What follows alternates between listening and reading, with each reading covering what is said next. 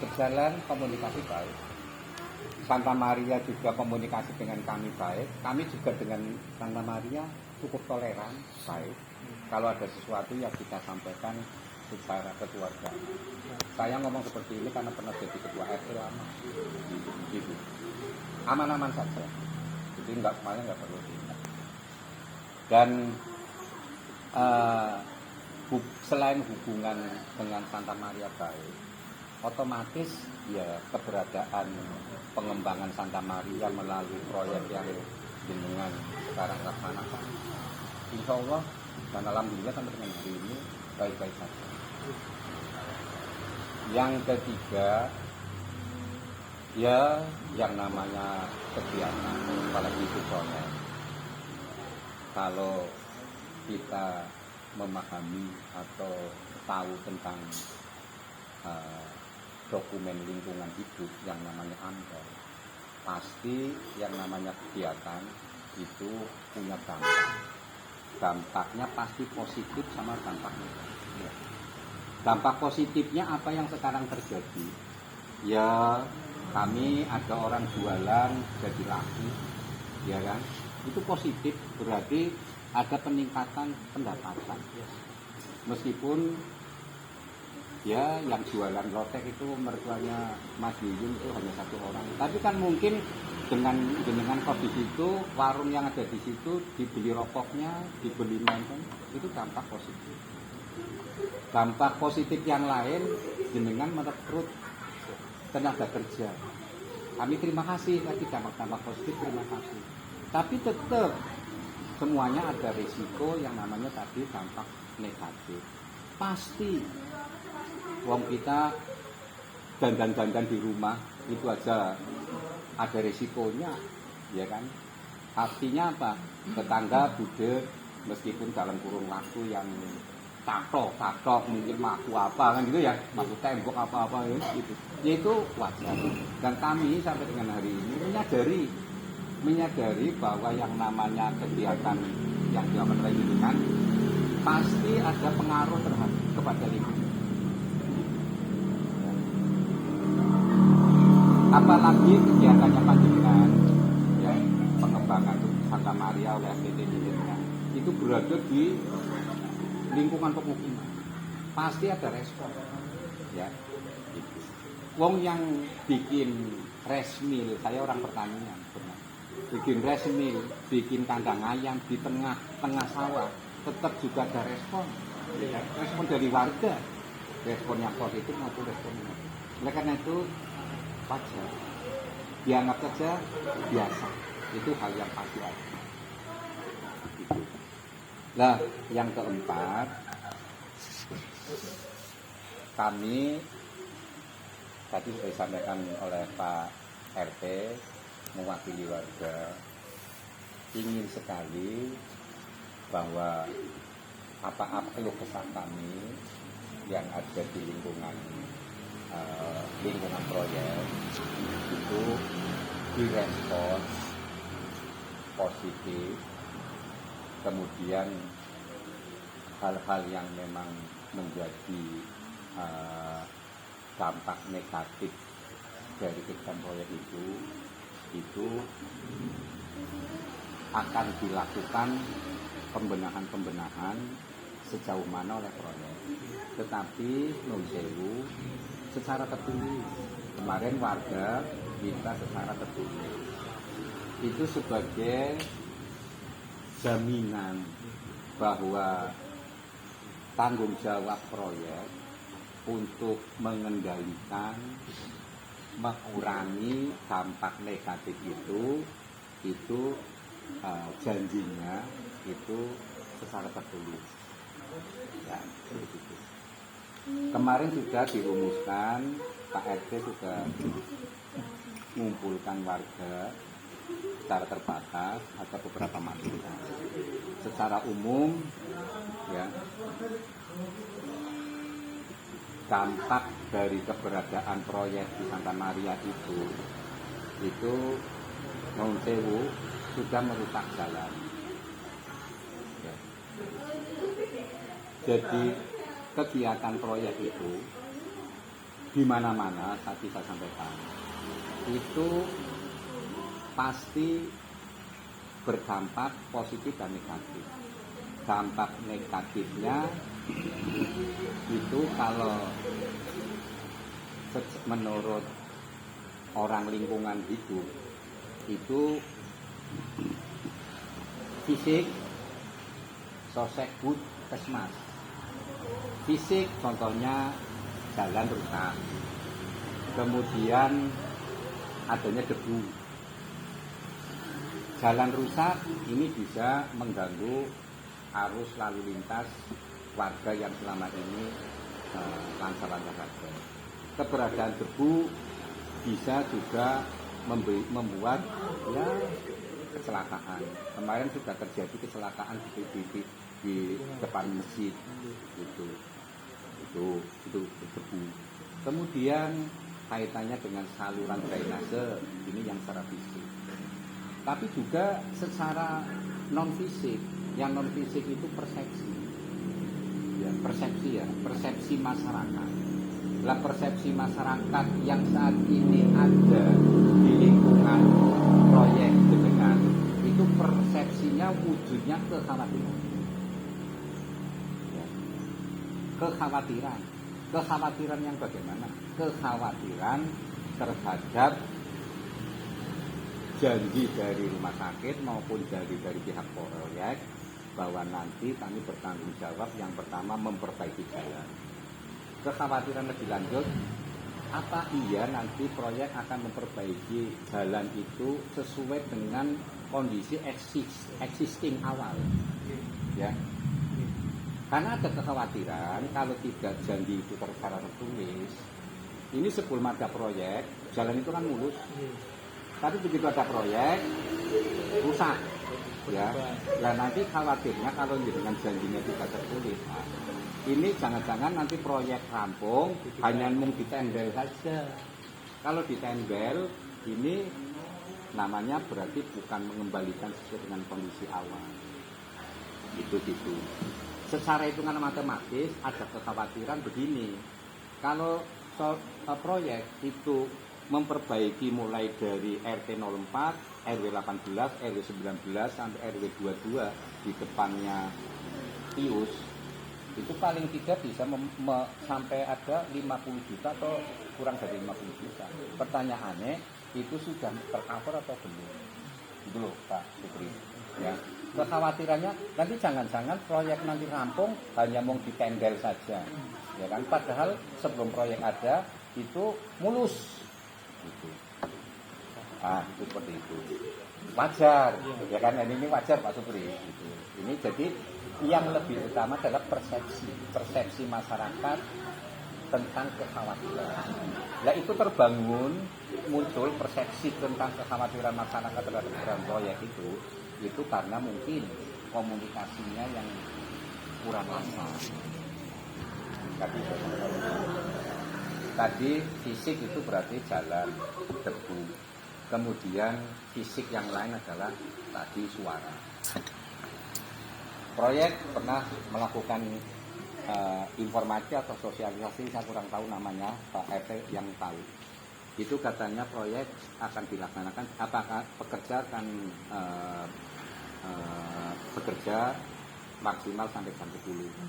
Tapi apabila jam 10 ini sudah toleransi, seperti Mas Yuyun tadi katakan, orang tidur itu kadang-kadang ada yang habis isya jam 8 tidur, ada yang jam 9 tidur. Tapi begitu ada proyek menjadi tidurnya kurang nyenyak, ya kan gitu. Ditambah lagi kadang-kadang proyek ini sampai pagi dan lembur, ya kan. Bagi proyek bagus, berarti namanya apa? Kejar tayang, kan gitu. Tetapi bagi warga ini juga sedikit terganggu suara. Kemudian yang lain drainase. Ya kan, drainase di pintu masuk itu kan dulu drainasenya legal. Kemudian kemarin kena kerontong dan sebagainya, memang diperbaiki. Cuma perbaikannya kan pakai gorong-gorong, mungkin sementara, sehingga menjadi Orang-orang nggak macet ya. Ya artinya kecil, lubangnya kecil. Debitnya Ya, berkurang. ya bisa-bisa nanti kelak di kemudiannya kalau itu nggak diperbaiki kan bisa mampet kan begitu. Dan semuanya itu secara fisik itu diakibatkan karena memang jalan itu kelasnya adalah kelas desa. Tetapi yang masuk ke situ Pak Supri tahu sendiri kan, itu tronton kelasnya adalah jadi kelas jalannya itu sudah berbeda. Tapi sekali lagi warga cukup toleran, cukup dewasa, cukup bijaksana dalam mensikapi itu, ya kan? Jadi tidak perlu demo, dan demo itu tidak bagus, tidak akan menyelesaikan masalah. Kami cukup dengan dialog aja, gitu. Ya. Kemudian hal-hal yang lain, kren ini berpotensi. belum menjadi dampak yang menimbulkan kerusakan belum, tetapi itu berpotensi. Ya. Namanya tadi kan kekhawatiran. Lah dari tren itu warga khawatir, kira-kira ya semuanya berharap ya kepada Allah Subhanahu Wa Taala supaya tidak terjadi apa-apa, baik pekerjanya dengan CS termasuk warga. Mudah-mudahan keren itu bisa berfungsi secara maksimal dan Allah melindungi fungsi daripada keren itu sehingga aman-aman saja bagi kita semua. Tetapi kekhawatiran warga, seandainya terjadi sesuatu, sejauh mana tanggung jawab dari pihak proyek kepada warga yang seandainya seperti itu. Kalau kepada pekerja saya percaya itu sudah diasuransikan mungkin kan begitu ya pekerja. Tetapi bagi warga ya keren gitu ya. Ya wong keren yang di Mekah aja ya, yang di kota suci aja pernah kan itu kan? Ya iya itu. Tetapi apabila itu sudah disampaikan jauh-jauh hari tadi sudah disampaikan, mungkin warga kemarin tidak seperti itu gitu loh. Oh iya, seandainya nanti terjadi sesuatu nanti begini. Sekali lagi apa yang disampaikan oleh Mas Hidayat, kompensasi bukan kompensasi kami minta sesuatu. Saya pernah diminta pendapat sama Pak Wangka. Pak gini. Jangan. Yang namanya kompensasi itu tidak baik kompensasi orang per orang. Kompensasi itu adalah kompensasi dari pihak manapun itu untuk kepentingan warga. Itu Pak Supri. Misalkan jalan yang ke makam itu rusak, itu misalkan diperbaiki. Itu bantuan. Itu kan dipakai bersama-sama. Saya berpendapat jangan sampai warga RT 04 menerima sesuatu sebagai bagian kompensasi yang nanti itu akan hanya akan bentuk masuk ke sekitar. Dia ada manfaat. Tetapi apabila misalkan itu kompensasi atau bantuan, ya kan, bantuan kompensasi atau bebasnya kompensasi atau bantuan itu jangan hal-hal yang bersifat pribadi. Kasih beras 1 tonan dan sebagainya itu enggak baik. Ngajari, apa itu? Ya, nah, itu. Kemudian yang ada masukan tadi katanya ada rumahnya retak. Tapi saya katakan, tolong masukan dari warga kepada PT tentang rumah yang retak itu katanya sudah diperbaiki, cuman kemarin kayaknya belum legowo. Ya, memang ini agak sulit Pak Supri yang namanya rumah adanya retak. Retak itu kira-kira terjadi sebelum ada proyek, ya kan? Iya kan? Itu memang tidak mudah. Harus dilakukan verifikasi, ya kan gitu. Saya juga katakan kemarin seperti itu. Coba kita berpikir dewasa lah. Jangan hanya menuntut ini rumah saya rusak karena tidak. Kita analisa bareng-bareng. Jangan-jangan memang sudah retak sebelum ada proyek. Tapi ya mungkin memberi pengaruh berapa persen ya, tetap ada pengaruh kan gitu. Tapi bukan total gitu seperti itu. Gitu. Nah, kemudian hal-hal yang lain lah itu yang ini tadi tebu. Oleh karena itu yang terakhir kami berharap pihak proyek nanti merespon dalam bentuk tindakan nyata apa yang menjadi keluhan warga yang sudah terjadi maupun yang berpotensi. Yang berpotensi tadi seperti tren. Tapi yang sudah terjadi seperti jalan, debu, sebagainya itu supaya direspon. Nah, yang pertama itu nanti apa-apa yang akan dilakukan oleh proyek itu supaya secara tertulis, mohon maaf Pak Supri, sekiranya itu sesuai dengan aturan hukum itu ya yang tanda tangan itu pihak direktur. Saya tidak mengesampingkan arti panjenengan Pak Junedi maupun Pak Asep yang melakukan pendatanganan kontrak dengan pihak mediatrik Santa Maria itu kan direktur. Dan yang punya uang adalah direktur. Saya tidak mengecilkan hati panjenengan loh ya kan gitu ya. Itu ya. Yang melakukan kesanggupan adalah itu. Ya nanti itu jalan akan tak perbaiki sesuai dengan kondisi existing awal, kondisi awal itu. Ya gitu. Debu ini saya perhatikan memang sudah diatasi tapi belum maksimal. Gitu. Kalau hujan kayak gini sih memang debunya alhamdulillah gitu ya. Lah yang sudah diatasi terlalu minim, artinya hanya disemprot dengan, tapi saya berharap disemprot itu dengan kekuatan besar, air yang besar, sehingga si debu itu nanti turun jalan. Kalau hanya nyemprot pakai selang biasa itu malah memperparah, malah kalau untuk lewat malah menjadi licin, malah berat bahaya. Saya berharap misalkan seperti semprotannya kayak tangkinya yang dinas lingkungan itu loh, yang untuk menyerap tamu kan besar gitu loh. Itu Pak Jul sama Pak Asep itu namanya maksimal. Semua itu apa-apa yang akan dilakukan oleh panjenengan harusnya itu berpedoman kepada dokumen AMDAL, analisis dampak lingkungan. Di situ lengkap Pak Pri. Di situ lengkap.